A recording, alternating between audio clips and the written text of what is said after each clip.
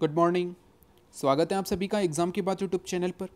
आज है 7 अक्टूबर 2020 और आज मैं आपके लिए लेकर आया हूँ 7 अक्टूबर 2020 से जुड़े करंट अफेयर के महत्वपूर्ण प्रश्न, साथ ही 7 अक्टूबर से जुड़े ऐतिहासिक महत्वपूर्ण तथ्य। साथ ही आज की वीडियो के अंत में आप सभी के लिए एक छोटा सा टेस्ट है जिसमें कुल 3 प्रश्न होंगे। आप सभी को इन तीनों प्रश्नों के उत्तर कमेंट बॉक्स में देने हैं। तीनों क्वेश्चन बहुत ही इंपॉर्टेंट है, तो आप सभी इन तीनों प्रश्नों के उत्तर कमेंट बॉक्स में ज़रूर दीजिएगा। तो चलिए शुरू करते हैं। सबसे पहले कल की वीडियो का सवाल। कल की वीडियो के अंत में आपसे एक सवाल पूछा गया था कि हाल ही में देवयानी उत्तम खोब्रागडे को किस देश में भारत का राजदूत नियुक्त किया गया है। तो हाल ही में कंबोडिया में भारत की नई राजदूत नियुक्त हुई है देवयानी उत्तम खोब्रागडे। यह है देवयानी उत्तम और इन्हें कंबोडिया में भारत के नए राजदूत के पद पर नियुक्त किया गया है। साथ ही कंबोडिया से जुड़ा एक इंपॉर्टेंट क्वेश्चन मैंने आपको परसों ही पूछा था। वो क्वेश्चन कुछ इस प्रकार था कि विश्व का सबसे बड़ा मंदिर किस देश में है। तो विश्व का सबसे बड़ा मंदिर है अंकोर वाट मंदिर। सबसे पहले तो आपको नाम याद रखना है, अंकोर वाट मंदिर विश्व का सबसे बड़ा मंदिर है और ये कहाँ पर है। तो ये कंबोडिया देश में है। और कंबोडिया देश कहाँ पर है। तो ये एशिया महाद्वीप में है। तो आपको कंबोडिया से जुड़े ये एक इंपॉर्टेंट फैक्ट याद रखना है। साथ ही क्वेश्चन बहुत ही महत्वपूर्ण है, तो ये क्वेश्चन भी आपको याद रखना है कि कंबोडिया में भारत की नई राजदूत नियुक्त हुई है देवयानी उत्तम खोब्रागडे। साथ ही आज का वीडियो बहुत ही ज़्यादा इंपॉर्टेंट है आने वाले एग्जाम के लिए, तो आपको सारे इंपॉर्टेंट फैक्ट याद रखने हैं, तो आप इन्हें ज़रूर नोट कर लीजिएगा। वही बात करें कल के टेस्ट की, तो कल के टेस्ट का पहला प्रश्न था प्रथम बौद्ध संगीति का आयोजन किसके शासनकाल में हुआ था। तो प्रथम बौद्ध संगीति का आयोजन हुआ था अजात शत्रु के शासनकाल में। तो आपको यहाँ पर कुछ इंपॉर्टेंट फैक्ट याद रखने हैं। पहला तो ये कि प्रथम बौद्ध संगीति का आयोजन कब हुआ था। तो प्रथम बौद्ध संगीति का आयोजन हुआ 483 ईसा पूर्व, पहला इंपॉर्टेंट फैक्ट। दूसरा किसके शासनकाल में हुआ। तो अजात शत्रु के शासनकाल में। तीसरा इंपॉर्टेंट फैक्ट कि प्रथम बौद्ध संगीति का आयोजन कहाँ पर हुआ था। तो प्रथम बौद्ध संगीति का आयोजन हुआ राजगृह में। राजगृह जो बिहार में था। ठीक है दोस्तों, बिहार में स्थान था राजगृह और यहीं पर हुआ था प्रथम बौद्ध संगीति का आयोजन। तो आपको ये 3 इंपॉर्टेंट फैक्ट याद रखने हैं प्रथम बौद्ध संगीति से जुड़े हुए। ठीक है, सबसे पहला है कि प्रथम बौद्ध संगीति का आयोजन हुआ 483 ईसा पूर्व, किसके शासनकाल में हुआ था। तो अजात शत्रु के शासनकाल में। और कहाँ पर हुआ था। तो बिहार के राजगृह नामक स्थान पर। अब बात करें अजात शत्रु की, तो अजात शत्रु यह हर्यक वंश का दूसरा शासक था। हर्यक वंश का दूसरा शासक था अजात शत्रु। वही अगर बात करें तो हर्यक वंश का पहला शासक था बिंबिसार और इसे ही हर्यक वंश का संस्थापक कहा जाता है। अगर क्वेश्चन आ जाए कि हर्यक वंश का संस्थापक कौन था, तो बिंबिसार था और इसी का पुत्र हुआ अजात शत्रु, जिसने बिंबिसार यानी अपने पिता की हत्या करके हर्यक वंश का दूसरा शासक बना था। साथ ही आपको याद रखना है कि मगध साम्राज्य जो उस समय सबसे बड़ा साम्राज्य था। जैसा कि आप जानते हैं कि उस समय कुल 16 महाजनपद थे, उसमें से सबसे बड़ा था मगध। और मगध साम्राज्य का पहला वंश कौन सा था। तो वो था हर्यक वंश। हर्यक वंश मगध साम्राज्य का पहला वंश हुआ और इसका पहला राजा हुआ बिंबिसार। इसके बाद अजातशत्रु दूसरा राजा बना, जिसके शासनकाल में प्रथम बौद्ध संगीति का आयोजन हुआ 483 ईसा पूर्व। और कहाँ पर हुआ था। तो राजगृह में। उस समय राजगृह मगध की राजधानी हुआ करती थी। अजात शत्रु के समय यानी कि हर्यक वंश के समय राजगृह जो थी वो मगध साम्राज्य की राजधानी थी। तो आपको ये सभी इंपॉर्टेंट फैक्ट याद रखने हैं, सभी बहुत ही महत्वपूर्ण है। साथ ही मैंने आपको कुछ दिनों पहले बताया था कि प्रथम जैन संगीति का आयोजन कब हुआ था। तो प्रथम जैन संगीति का आयोजन हुआ था 300 ईसा पूर्व। और किसके शासनकाल में हुआ था। तो चंद्रगुप्त मौर्य के शासनकाल में। और कहाँ पर हुआ था। तो पाटलिपुत्र में। तो आपको ये सभी इंपॉर्टेंट फैक्ट भी याद रखने हैं। पाटलिपुत्र कहाँ है। तो पाटलिपुत्र है बिहार में और अभी इसे वर्तमान में पटना के नाम से जाना जाता है। आपको ये भी याद रखना है, ये भी इंपॉर्टेंट क्वेश्चन बन जाता है कि पाटलिपुत्र का वर्तमान में नाम क्या है। तो पटना। तो ये सभी इंपॉर्टेंट फैक्ट बहुत ही ज़्यादा महत्वपूर्ण है। साथ ही आपको याद रखना है कि प्रथम बौद्ध संगीति और प्रथम जैन संगीति में सबसे पहले कौन सी हुई थी। तो सबसे पहले हुई थी प्रथम बौद्ध संगीति जो हुई थी 483 ईसा पूर्व। और प्रथम जैन संगीति हुई थी 300 ईसा पूर्व। तो पहले कौन सी हुई। तो पहले हुई प्रथम बौद्ध संगीति। और कुल 4 बौद्ध संगीति का आयोजन हुआ था और 2 जैन संगीति का आयोजन हुआ था। आपको यह भी याद रखना है, क्वेश्चन आ सकता है कि कुल कितनी बौद्ध संगीति का आयोजन हुआ। तो 4 बौद्ध संगीति का आयोजन हुआ। इसके बारे में मैं आपको फिर कभी बताऊंगा। और कुल कितनी जैन संगीति का आयोजन हुआ। तो 2 जैन संगीति का आयोजन हुआ था। तो ये सभी इंपॉर्टेंट फैक्ट बहुत ही ज़्यादा महत्वपूर्ण है और आपको याद रखने हैं, तो आप इन्हें नोट कर लीजिएगा। क्वेश्चन नंबर 2 है दिल्ली की जामा मस्जिद का निर्माण किसके द्वारा करवाया गया था। तो ये मैंने आपको कुछ दिनों पहले ही बताया था कि दिल्ली का जामा मस्जिद का निर्माण करवाया था शाहजहाँ ने। 1650 से लेकर 1656 के मध्य दिल्ली की जामा मस्जिद का निर्माण करवाया था। तो आपको याद रखना है कि दिल्ली की जामा मस्जिद का निर्माण शाहजहाँ के द्वारा करवाया गया था। उस समय मैंने आपसे क्वेश्चन पूछा था कि किस मुगल शासक के शासनकाल को स्थापत्य कला का स्वर्ण काल कहा जाता है, तो उसका आंसर था शाहजहाँ। शाहजहाँ ने बहुत सारी इमारतों का निर्माण करवाया था, जैसे कि ताजमहल, लाल किला, दिल्ली की जामा मस्जिद, आगरा की मोती मस्जिद। ठीक है दोस्तों, तो ये सभी इमारतों का निर्माण किसने करवाया था? शाहजहाँ ने। इसीलिए इसके शासनकाल को स्थापत्य कला का स्वर्णकाल कहा जाता है। तो आपको यहाँ पे दो इंपॉर्टेंट क्वेश्चन याद रखने हैं। पहला तो ये कि किसके शासनकाल को स्थापत्य कला का स्वर्णकाल कहा जाता है, तो शाहजहाँ के। दूसरा ये कि दिल्ली की जामा मस्जिद का निर्माण किसके द्वारा करवाया गया था, तो शाहजहाँ के द्वारा। शाहजहाँ मुगल वंश का 5वां शासक था। चलते हैं अगले प्रश्न पर।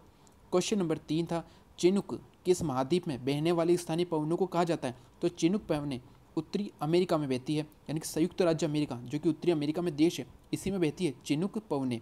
ये स्थानीय पवनें हैं। ये इंपॉर्टेंट क्वेश्चन और एग्जाम में आया हुआ है कि चिनुक पवनें किस महाद्वीप में बहती है, तो आपको याद रखना है उत्तरी अमेरिका में। जैसे कि आप जानते हैं कि भारत और पाकिस्तान में जो मरुस्थलीय प्रदेश है, यहाँ पर कौन सी पवनें बहती है, तो लू पवनें, जिन्हें हम लू कहते हैं। ठीक है दोस्तों, ये कहाँ बहती है, तो ये भारत और पाकिस्तान में बहती है। उसी प्रकार उत्तरी अमेरिका महाद्वीप में संयुक्त राज्य अमेरिका और उसके आसपास के देशों में बहती है चिनुक नाम की स्थानीय पवनें। तो इंपॉर्टेंट क्वेश्चन है और आपको याद रखना है। तो ये थे कल के टेस्ट से जुड़े तीनों इंपॉर्टेंट क्वेश्चन बहुत ही महत्वपूर्ण है और इनसे जुड़े सभी इंपॉर्टेंट फैक्ट आपको याद रखने हैं। सभी इंपॉर्टेंट फैक्ट बहुत ही ज़्यादा महत्वपूर्ण है एग्जाम के हिसाब से और आपको ये सभी याद रखने हैं। अब बात करें 7 अक्टूबर से जुड़े महत्वपूर्ण तथ्य की, तो आपको 7 अक्टूबर से जुड़े ये दोनों इंपॉर्टेंट फैक्ट याद रखने हैं, साथ ही इनसे जुड़े इंपॉर्टेंट फैक्ट आप याद रखिएगा। तो बात करें तो पहला इंपॉर्टेंट फैक्ट है 7 अक्टूबर 1708 को गुरु गोविंद सिंह जी की हत्या कर दी गई थी। तो सबसे पहले आपको ये याद रखना है कि गुरु गोविंद सिंह जी कौन थे, तो गुरु गोविंद सिंह जी थे सिख धर्म के 10वें गुरु। जैसा कि आप जानते हैं कि सिख धर्म में 10 गुरु हुए थे। पहले गुरु थे गुरु नानक देव जी, इसी क्रम में 10वें गुरु हुए गुरु गोविंद सिंह जी, और इनकी हत्या कब हुई थी, तो 7 अक्टूबर 1708 को। इनसे जुड़ा आपको दो इंपॉर्टेंट फैक्ट याद रखने। पहला तो आपको ये याद रखना है कि गुरु गोविंद सिंह जी की हत्या कहाँ पर हुई थी, तो आपको याद रखना नांदेड़ नामक स्थान पर। उस समय नांदेड़ एक स्थान था, यहीं पर गुरु गोविंद सिंह जी की हत्या हुई थी। अब वर्तमान में नांदेड़ एक जिला है और ये कहाँ पर है, तो ये महाराष्ट्र राज्य में है। आपको याद रखना है नांदेड़ है महाराष्ट्र राज्य का एक जिला और यहीं पर हुई थी गुरु गोविंद सिंह जी की हत्या 7 अक्टूबर 1708 को। दूसरा इंपॉर्टेंट फैक्ट जो बहुत ही ज़्यादा महत्वपूर्ण है और बहुत बार एग्जाम में आया हुआ है कि खालसा पंथ की स्थापना किनके द्वारा की गई थी, तो खालसा पंथ की स्थापना की थी गुरु गोविंद सिंह जी ने, और कब की थी, तो 1699 में। तो ये इंपॉर्टेंट क्वेश्चन बन जाते हैं दो, यहाँ पे दो इंपॉर्टेंट क्वेश्चन बनते हैं। पहला तो ये खालसा पंथ की स्थापना कब हुई थी, तो 1699 में, और ये किसके द्वारा की गई थी, तो गुरु गोविंद सिंह जी के द्वारा की गई थी। तो आपको यहाँ पर ये सभी इंपॉर्टेंट फैक्ट याद रखने हैं। दूसरा आपको याद रखना है 7 अक्टूबर 1950 को मदर टेरेसा जी ने मिशनरीज ऑफ चैरिटी की स्थापना कोलकाता में की थी। ये बहुत ही ज़्यादा इंपॉर्टेंट क्वेश्चन है और बहुत बार एग्जाम में आया हुआ है। तो यहाँ पर तीन इंपॉर्टेंट क्वेश्चन बनते हैं। पहला तो ये कि मिशनरीज ऑफ चैरिटी की स्थापना किनके द्वारा की गई थी, तो मदर टेरेसा जी के द्वारा। दूसरा ये कि मिशनरीज ऑफ चैरिटी की स्थापना कहाँ पर हुई थी, तो कोलकाता में हुई थी। और तीसरा कि कब हुई थी, तो 1950 में हुई थी। ये तीनों फैक्ट बहुत ही ज़्यादा महत्वपूर्ण है और आपको याद रखने हैं। अब बात करें मदर टेरेसा जी की, तो मदर टेरेसा जी से जुड़े आपको दो इंपॉर्टेंट फैक्ट याद रखने हैं। पहला तो ये कि उन्हें 1962 में भारत सरकार ने पद्मश्री से सम्मानित किया था। पद्मश्री जो कि भारत सरकार के द्वारा दिए जाने वाला चौथे नंबर का यानी कि चौथे क्रम का सर्वोच्च भारतीय नागरिक पुरस्कार है। पहला है भारत रत्न, दूसरा है पद्म विभूषण, तीसरा है पद्म भूषण और चौथा है पद्मश्री। तो पद्मश्री से मदर टेरेसा जी को कब सम्मानित किया गया था, तो 1962 में।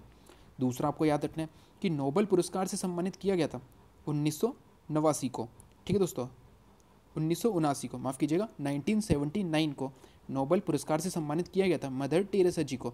तो आपको यहाँ पर ये दोनों इंपॉर्टेंट फैक्ट याद रखने हैं, ये दोनों भी बहुत महत्वपूर्ण है। तो मदर टेरेसा जी से जुड़े कुल 5 इंपॉर्टेंट फैक्ट हो गए। ठीक है दोस्तों, और ये पाँचों आपको याद रखने। पद्मश्री से 1962 में, 1979 को नोबेल पुरस्कार से, मिशनरीज ऑफ चैरिटी की स्थापना मदर टेरेसा जी ने की, कहाँ पर की, तो कोलकाता में की, और कब की, तो 1950 में की। तो आपको ये सभी इंपॉर्टेंट फैक्ट भी याद रखने हैं, बहुत ही ज़्यादा महत्वपूर्ण है। तो 7 अक्टूबर से जुड़े ये सभी इंपॉर्टेंट फैक्ट आप याद रखिएगा। तो चलते हैं आज के पहले प्रश्न पर। आज के वीडियो का पहला प्रश्न है, हाल ही में दिनेश कुमार खारा को किस बैंक के नए चेयरमैन के रूप में नियुक्त किया गया है। तो हाल ही में दिनेश कुमार खारा, ये है दिनेश कुमार खारा, और ये अभी नए चेयरमैन नियुक्त हुए हैं SBI बैंक के, यानी कि state bank of India bank के नए चेयरमैन के रूप में किन्हें नियुक्त किया गया है, तो दिनेश कुमार खारा को। ठीक है दोस्तों, तो इंपॉर्टेंट क्वेश्चन है और आपको याद रखना है। अब बात है SBI बैंक की, तो आपको SBI बैंक से जुड़े कुछ इंपॉर्टेंट फैक्ट याद रखने हैं। ये 4 इंपॉर्टेंट फैक्ट हैं SBI बैंक से जुड़े हुए। सबसे पहला तो ये कि SBI बैंक की स्थापना किस रूप में हुई थी, तो 1806 में स्टेट बैंक ऑफ इंडिया की स्थापना हुई थी बैंक ऑफ कलकत्ता के नाम से। ये क्वेश्चन आ सकता है कि स्टेट बैंक ऑफ इंडिया की स्थापना कब हुई थी, तो 1806 में, और किस नाम से हुई थी, तो बैंक ऑफ कलकत्ता के नाम से। 1809 में यानी कि 3 साल के पश्चात इसका पुनर्गठन किया गया, तब इसका नाम रखा गया बैंक ऑफ बंगाल। ठीक है दोस्तों। तीसरा आपको याद रखना है कि 1 जुलाई 1944 को स्टेट बैंक ऑफ इंडिया का नाम बना था, यानी कि स्टेट बैंक ऑफ इंडिया नाम पड़ा था 1 जुलाई 1944 को। 1806 में बैंक ऑफ कलकत्ता के नाम से, 1809 में बैंक ऑफ बंगाल के नाम से, फिर 1 जुलाई 1944 को स्टेट बैंक ऑफ इंडिया के नाम से। साथ ही आपको याद रखना है कि इसका मुख्यालय कहाँ पर है, तो इसका मुख्यालय मुंबई में। ये भी आपको याद रखना है, ये क्वेश्चन आ सकता है कि स्टेट बैंक ऑफ इंडिया का मुख्यालय कहाँ पर है, तो मुंबई में है। तो आपको स्टेट बैंक ऑफ इंडिया से जुड़े ये सभी इंपॉर्टेंट फैक्ट याद रखने हैं, सभी महत्वपूर्ण हैं और आप याद रखिएगा। तो चलते हैं अगले प्रश्न पर। क्वेश्चन नंबर 2 है, किस महिला क्रिकेट टीम ने वनडे क्रिकेट में लगातार 20वीं जीत दर्ज की है, तो हाल ही में ऑस्ट्रेलिया की महिला क्रिकेट टीम ने वनडे क्रिकेट में लगातार 20वीं जीत दर्ज की है। तो इंपॉर्टेंट क्वेश्चन है और आपको याद रखना है। क्वेश्चन आ सकता है कि किस महिला क्रिकेट टीम ने वनडे क्रिकेट में लगातार 20वीं जीत दर्ज की है, तो वह है ऑस्ट्रेलिया की महिला क्रिकेट टीम।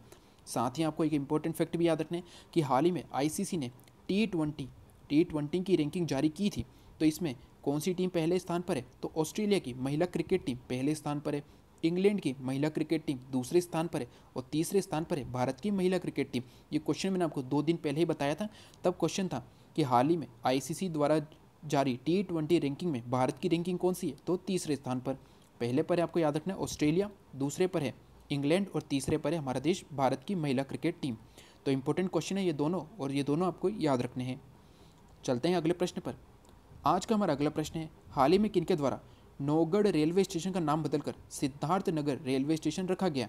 तो सबसे पहले आपको ये याद रखना है कि नौगढ़ रेलवे स्टेशन है कहाँ पर, तो नौगढ़ रेलवे स्टेशन है उत्तर प्रदेश राज्य में। और हाल ही में भारत के वर्तमान में रेल मंत्री हैं पीयूष गोयल, और इन्हीं के द्वारा सिद्धार्थ नगर रेलवे स्टेशन नाम रखा गया है नौगढ़ रेलवे स्टेशन का। तो इंपॉर्टेंट क्वेश्चन है, और ये क्वेश्चन इस प्रकार भी आ सकते हैं कि हाल ही में नौगढ़ रेलवे स्टेशन का नाम बदलकर क्या रखा गया है, तो सिद्धार्थ नगर रेलवे स्टेशन। साथ ही मैंने आपको कुछ दिनों पहले बताया था कि उत्तर प्रदेश राज्य के ही मंडुआडीह रेलवे स्टेशन का नाम बदलकर क्या रखा गया था, तो मंडुआडीह रेलवे स्टेशन का नाम बदलकर रखा गया था बनारस रेलवे स्टेशन। ये भी इंपॉर्टेंट क्वेश्चन था। ठीक है दोस्तों। और ये दोनों जो रेलवे स्टेशन है ये उत्तर प्रदेश में, तो मंडुआडीह रेलवे स्टेशन का नाम बदलकर रखा गया बनारस रेलवे स्टेशन, और नौगढ़ रेलवे स्टेशन का नाम हाल ही में रेल मंत्री पीयूष गोयल ने बदलकर सिद्धार्थ नगर रेलवे स्टेशन रखा है। ठीक है दोस्तों। तो आपको ये सभी इंपॉर्टेंट फैक्ट भी याद रखने हैं। ये दोनों क्वेश्चन बहुत ही महत्वपूर्ण है। चलते हैं अगले प्रश्न पर। आज का हमारा अगला प्रश्न है, भारत के सबसे बड़े port developer Krishnapatnam port company limited को किसने 12,000 करोड़ रुपए में खरीद लिया है। तो पोर्ट डेवलपर यानी कि जो बंदरगाह होते हैं उन्हें डेवलप करने की कंपनी है कृष्णपट्टनम पोर्ट कंपनी लिमिटेड, और हाल ही में इसे Adani ports and special economic zone limited के द्वारा 12,000 करोड़ रुपए में खरीदा गया है।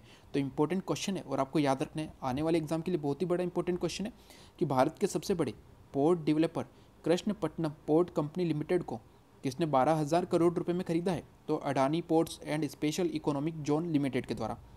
तो आपको याद रखना है और इंपॉर्टेंट क्वेश्चन है। चलते हैं अगले प्रश्न पर। आज का हमारा अगला प्रश्न है, हाल ही में किस मिशन के लिए भारत ने फ्रांस के साथ भागीदारी की है। तो हाल ही में मिशन वीनस यानी कि शुक्र मिशन के लिए, शुक्र मिशन इसे भारत 2025 में लॉन्च करेगा। इसके लिए भारत ने फ्रांस के साथ भागीदारी की है, यानी कि भारत फ्रांस के साथ समझौते के तहत शुक्र मिशन को लॉन्च करेगा 2025 में। आपको ये भी याद रखना है कि फ्रांस की मदद करेगा, ठीक है, भारत की मदद करेगा फ्रांस शुक्र मिशन में। इंपॉर्टेंट क्वेश्चन है आने वाले एग्जाम के लिए और आपको याद रखना है। साथ ही आप याद रखिएगा शुक्र मिशन को 2025 में लॉन्च किया जाएगा। वही बात करें अन्य महत्वपूर्ण तथ्य की, तो 7 अक्टूबर 2020 से जुड़े अन्य महत्वपूर्ण तथ्य हैं, गुजरात उच्च न्यायालय के पूर्व न्यायाधीश अनंत कुमार सुरेंद्र राय दवे का हाल ही में निधन हुआ है। तो यहाँ पर 2 टाइप से क्वेश्चन बन सकते हैं। पहला तो ये कि हाल ही में पूर्व न्यायाधीश अनंत कुमार सुरेंद्र राय दवे का निधन हुआ है, ये किस राज्य के उच्च न्यायालय के पूर्व न्यायाधीश थे, तो आपको याद रखना है गुजरात उच्च न्यायालय के। दूसरा क्वेश्चन बन सकता है कि हाल ही में गुजरात उच्च न्यायालय के पूर्व न्यायाधीश का निधन हुआ है, इनका नाम क्या है, तो आपको याद रखना है अनंत कुमार सुरेंद्र राय दवे। ये 2004 में गुजरात उच्च न्यायालय के पूर्व न्यायाधीश बने थे, यानी कि उस समय न्यायाधीश बने थे और अब पूर्व न्यायाधीश रहे अनंत कुमार सुरेंद्र राय दवे का हाल ही में निधन हो गया है। इंपॉर्टेंट क्वेश्चन है आने वाले एग्जाम के लिए और आपको याद रखना है। अब बात कर लेते हैं कुछ अन्य इंपॉर्टेंट तथ्य की। तो ये इंपॉर्टेंट तथ्य बहुत ही ज़्यादा महत्वपूर्ण है, दो इंपॉर्टेंट तथ्य और ये दोनों आपको याद रखने हैं। ये दोनों नोबेल पुरस्कार से जुड़े हुए हैं। तो हाल ही में नोबेल पुरस्कार से सम्मानित किया गया है। आपको याद रखना है कि इस साल भौतिकी में नोबेल पुरस्कार मिला है 3 जनों को, रोजन पेनरोज, रेनहार्ड गेजेल और एंड्रिया गेज। आपको ये तीनों नाम याद रखने हैं, क्योंकि आने वाले एग्जाम में नोबेल पुरस्कार से क्वेश्चन ज़रूर देखा जाएगा। तो आपके इन दोनों इंपॉर्टेंट फैक्ट्स हैं, कम से कम जो है 2 क्वेश्चन ज़रूर बनेंगे। तो आपको ये दोनों पढ़ने हैं और इन्हें नोट ज़रूर करने हैं। ठीक है दोस्तों, तो इस साल भौतिकी में नोबेल पुरस्कार किसे किसे मिला है, तो रोजन पेनरोज, रेनहार्ड गेंजेल और एंड्रिया गेज को दिया गया। साथ ही आपको ये भी पढ़ना है, इसमें लिखा है रोजर पेनरोज को यह पुरस्कार इस खोज के लिए दिया गया है कि ब्लैक होल का गठन सापेक्षता के सामान्यता सिद्धांत का एक मजबूत पूर्वानुमान है। तो आपको यहाँ पर ये याद रखना है कि रोजर पेनरोज ने ब्लैक होल का जो है सिद्धांत दिया है, इस कारण इन्हें नोबेल पुरस्कार मिला है। वही रेनहार्ड गेजेंज और एंड्रिया गेज को यह पुरस्कार आकाशगंगा के केंद्र में एक सुपर मैसिव कॉम्पैक्ट ऑब्जेक्ट की खोज के लिए दिया गया है। क्वेश्चन ये भी आ सकता है कि हाल ही में ब्लैक होल के सिद्धांत को देने के लिए किसे नोबेल पुरस्कार दिया गया, तो रोजर पेनरोज को। उस समय आपको सिर्फ रोजर पेनरोज लगाना है, इन्हें ब्लैक होल के सिद्धांत के लिए दिया गया। ठीक है दोस्तों, और रेनहार्ड गेजेंज और एंड्रिया गेज को दिया गया है आकाशगंगा के केंद्र में एक सुपर मैसिव कॉम्पैक्ट ऑब्जेक्ट की खोज के लिए। तो ये भौतिकी में इन 3 व्यक्तियों को नोबेल पुरस्कार दिया गया है 2020 का। तो इंपॉर्टेंट क्वेश्चन है और आपको याद रखना है। साथ ही मैं आपको बता दूं कि नोबेल पुरस्कार सबसे पहले कब दिया गया था, तो 1901 में दिया गया था। ठीक है दोस्तों, वही आपको याद रखना है कि भारत का और एशिया का पहला नोबेल पुरस्कार किसे मिला था, तो वो मिला था रविंद्रनाथ टैगोर जी को। रविंद्रनाथ टैगोर जी को मिला था। और कब मिला था, तो 1913 में मिला था। और इन्हें इनके ग्रंथ गीतांजलि के लिए, आपको याद रखना है और अब आपको याद हो गया होगा कि गीतांजलि ग्रंथ के लिए मिला था 1913 में रविंद्रनाथ टैगोर जी को साहित्य का नोबेल पुरस्कार। जैसा कि आप जानते हैं कि नोबेल पुरस्कार 5 क्षेत्रों में दिया जाता है। पहला है रसायनिकी, दूसरा है भौतिकी, तीसरा है चिकित्सा, चौथा है शांति और 5वां है साहित्य। ठीक है दोस्तों, तो आपको ये भी याद रखना है कितने क्षेत्रों में दिया जाता है, तो 5 क्षेत्रों में दिया जाता है। कई बार क्वेश्चन एग्जाम में आ जाता है कि निम्न में से किस क्षेत्र में नोबेल पुरस्कार नहीं दिया जाता है। तो आपको याद रखना है, पहले तो आप इन 5 के नाम याद रखिएगा, और इसके अलावा अगर कोई भी नाम आ जाए तो उसमें नोबेल पुरस्कार नहीं मिलता है। कभी कभी आ जाता है कि गणित में, ठीक है दोस्तों, या अर्थशास्त्र में, इनमें नोबेल पुरस्कार नहीं मिलता है। आपको ये 5 नाम याद रखने, साहित्य, शांति, चिकित्सा, भौतिकी और रसायन। ठीक है, साथ ही आप नोबेल पुरस्कार 2020 किसे किसे मिला है, तो ये तीनों नाम भी आपको याद रखने हैं। दूसरा इंपॉर्टेंट है कि चिकित्सा में नोबेल पुरस्कार किन्हें दिया जाने वाला है, तो चिकित्सा में नोबेल पुरस्कार दिया जाने वाला है इन 3 व्यक्तियों को। भौतिकी में भी नोबेल पुरस्कार 3 व्यक्तियों को दिया जा रहा है और चिकित्सा में भी नोबेल पुरस्कार इन 3 व्यक्तियों को दिया जा रहा है। अब इन तीनों को ये नोबेल पुरस्कार क्यों मिल रहा है, क्योंकि इन्होंने हेपेटाइटिस सी वायरस की खोज की है, इन तीनों ने मिलकर, और तो इन्हें नोबेल पुरस्कार दिया जा रहा है। तो ये क्वेश्चन ये भी आ सकता है कि चिकित्सा में नोबेल पुरस्कार किस लिए दिया गया है, तो हेपेटाइटिस सी वायरस की खोज करने के लिए। ये क्वेश्चन बन सकता है और आपको याद रखना है। साथ ही आपको ये तीनों नाम भी याद रखने हैं, Harvey J Alter, Mike Houghton, Charles M Rice. ये क्वेश्चन कुछ इस प्रकार भी आ सकता है कि निम्न में से किसे नोबेल पुरस्कार 2020 से सम्मानित नहीं किया गया है। तब 4 ऑप्शन आएंगे, उसमें 3 ऑप्शन होंगे और एक ऑप्शन कुछ अलग होगा। तो आपको वो जो अलग ऑप्शन है उस पर क्लिक करना है। ठीक है दोस्तों, क्योंकि इन तीनों को दिया जा रहा है चिकित्सा में नोबेल पुरस्कार, और जो अलग नाम आएगा उन्हें नहीं दिया जा रहा है, तो आपको वो आंसर लगाना है। ठीक है दोस्तों, तो आपको ये दोनों याद रखने हैं। भौतिकी में नोबेल पुरस्कार रोजन पेनरोज, रेनहार्ड गेंजेल और एंड्रिया गेज। चिकित्सा में नोबेल पुरस्कार Harvey J Alter, Michael Houghton, Charles M Rice. साथ ही मैं आपको जो PDF देने वाला हूँ इसमें ये सभी नाम होंगे, तो आप वहाँ पर ज़रूर पढ़ सकते हैं, लेकिन अभी के लिए आप इन्हें नोट ज़रूर कर लीजिएगा, जिससे कि आपको याद हो जाएंगे। तो ये थे 7 अक्टूबर से जुड़े करंट अफेयर के कुछ महत्वपूर्ण प्रश्न। तो चलते हैं आज के टेस्ट वीडियो पे। आज के हमारे टेस्ट का पहला प्रश्न है कि पाल वंश का संस्थापक कौन था। आपको बताना है इन चारों में से, ये चारों पाल वंश के ही शासक हुए थे। आपको बताना है कि इन चारों में से संस्थापक कौन था। जैसा कि आप जानते हैं कि 600 ईसा में, यानी कि 600 ईस्वी में हर्षवर्धन का शासनकाल था। हर्षवर्धन का शासनकाल था जिसके समय में हेनसांग चीनी यात्री भारत आया था। तो हर्षवर्धन की मृत्यु के पश्चात बंगाल जो अलग हो गया था उसके शासन से, तब आपको बताना है कि पाल वंश का संस्थापक कौन बना था। इंपॉर्टेंट क्वेश्चन है एग्जाम में और बहुत बार आया हुआ है। तो आपको बताना है पाल वंश का संस्थापक कौन था और पाल वंश का साम्राज्य कहाँ पर था, तो बंगाल में। क्वेश्चन ये भी बनता है कि बंगाल में पाल वंश की स्थापना किसने की थी। ठीक है, तो इसका आंसर आप कमेंट बॉक्स में ज़रूर दीजिएगा। क्वेश्चन नंबर 2 है भारत का अंतिम हिंदू सम्राट किसे माना जाता है। इंपॉर्टेंट क्वेश्चन है और बहुत सारे बच्चे इसमें कंफ्यूज हो जाते हैं। तो आपको बताना है इन चारों में से वो कौन था जिसे भारत का अंतिम हिंदू सम्राट माना जाता है। चलते हैं अगले प्रश्न पर। क्वेश्चन नंबर 3 है और इसके बारे में आपको बहुत बार बताया कि लखनऊ समझौता किस वर्ष हुआ था। आपको बताना है इन चारों वर्ष में, आपको 4 वर्ष दिए गए हैं, आपको बताना है लखनऊ समझौता किस वर्ष हुआ था। साथ ही मैं आपको बता दूं कि लखनऊ समझौता हुआ किनके मध्य था, तो लखनऊ समझौता हुआ था कांग्रेस और मुस्लिम लीग के मध्य। कांग्रेस और मुस्लिम लीग के मध्य हुआ था लखनऊ समझौता। तो आपको बताना है कि लखनऊ समझौता किस वर्ष हुआ था। तो ये हैं आज के टेस्ट से जुड़े तीनों इंपॉर्टेंट क्वेश्चन बहुत ही महत्वपूर्ण है और आपको याद रखने हैं। चलते हैं आज के सवाल पर। आज के वीडियो का सवाल है, हाल ही में फोर्ब्स की ओर से जारी वर्ल्ड्स मोस्ट इन्फ्लुएंशियल सीएमओ की सूची में किस भारतीय को जगह मिली है। ये क्वेश्चन कल के वीडियो से रिलेटेड है और इसके बारे में मैंने आपको कल के वीडियो में बताया था। तो इसका आंसर आपको बताना है कि हाल ही में फोर्ब्स की ओर से जारी वर्ल्ड्स मोस्ट इन्फ्लुएंशियल सीएमओ की सूची में किस भारतीय को जगह मिली है। तो ये थे 7 अक्टूबर से जुड़े करंट अफेयर के महत्वपूर्ण प्रश्न, 7 अक्टूबर से जुड़े ऐतिहासिक महत्वपूर्ण तथ्य, आज के टेस्ट के सवाल और आज का सवाल। तो आज के टेस्ट के क्वेश्चन और आज के सवाल का आंसर आपको कमेंट बॉक्स में देना है। साथ ही आपको आज के वीडियो में आए सभी इंपॉर्टेंट फैक्ट नोट कर लेने हैं। इन्हें नोट ज़रूर कर लीजिएगा क्योंकि आप सभी के एग्जाम आने वाले हैं और ये नोट बहुत ही ज़्यादा इंपॉर्टेंट है, ये सभी फैक्ट। तो आप इन्हें नोट ज़रूर कर लीजिएगा और इसके बाद आप PDF, जिसमें कि इस महीने में मैं आपके 200 क्वेश्चंस की PDF लाने वाला हूँ और वो आपको ज़रूर सॉल्व करनी है। तो आई थिंक जो मैंने आपको PDF दी थी वो आपने ज़रूर सॉल्व कर ली होगी। ठीक है दोस्तों, तो आप जो 200 क्वेश्चंस की आएगी वो आपको ज़रूर पढ़नी है क्योंकि आप सभी के एग्जाम आने वाले हैं और वो क्वेश्चन बहुत ही ज़्यादा इंपॉर्टेंट है आप सभी के लिए। साथ ही अगर आज का वीडियो अच्छा लगा हो तो लाइक एंड शेयर ज़रूर करें। साथ ही वे सभी जो चैनल पर नए हैं, उन्हें वीडियो अच्छा लगे, इंपॉर्टेंट लगे तो सब्सक्राइब करना न भूलें। साथ ही बेल आइकन ज़रूर दबाएं जिससे कि आने वाले वीडियो की तुरंत जानकारी आपको मिल सके। Thank you.